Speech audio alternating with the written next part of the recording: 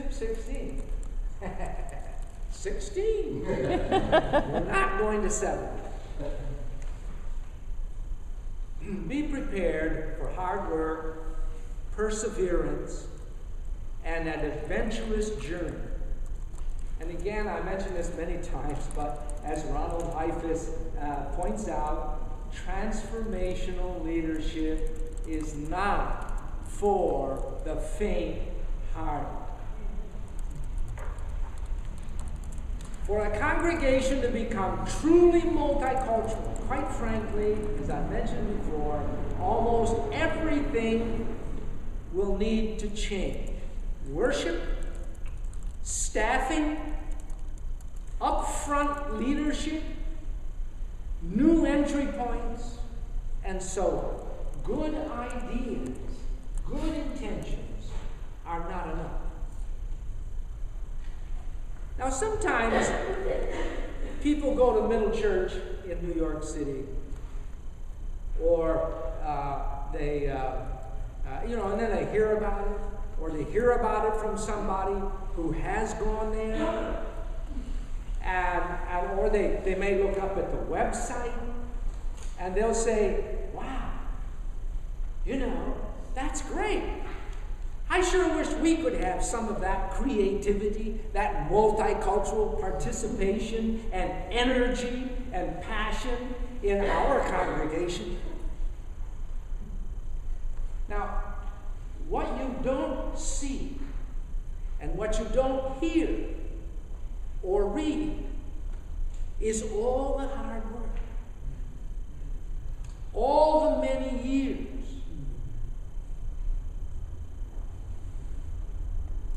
or all the risks, all the adventurous journeys.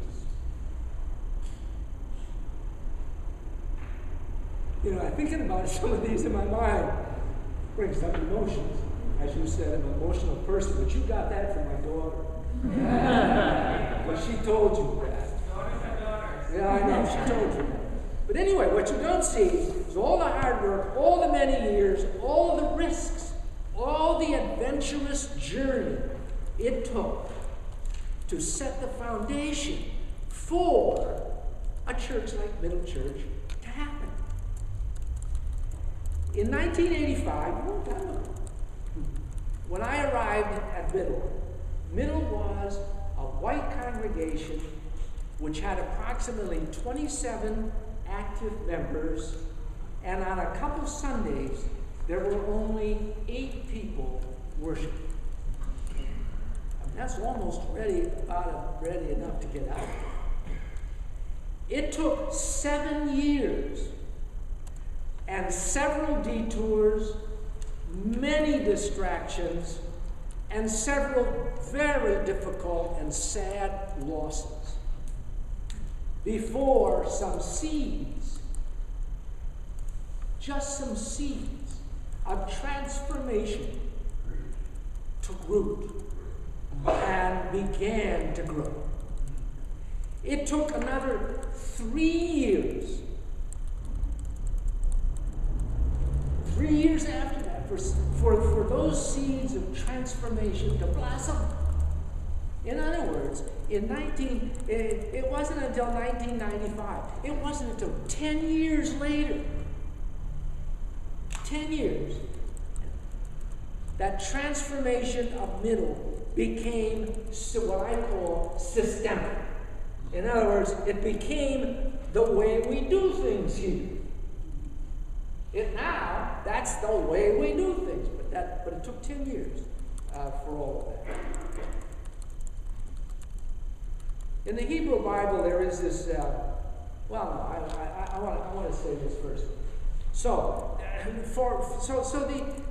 the point of all of that is that the hard truth is, and I really need to tell you the hard truth, but some of you already know it.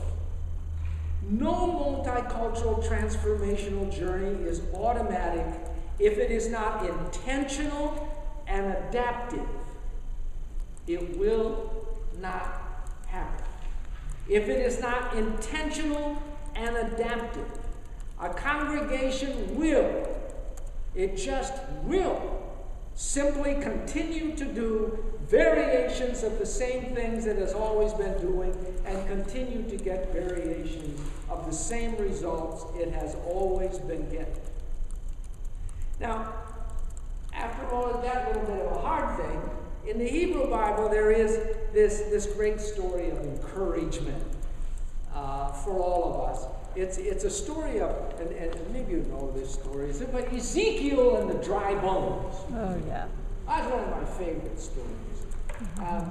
This is the question that needs to be on the lips of every church leader who feels inside a spiritual call, a passion to resurrect a congregation to a new and exciting and festive multicultural life.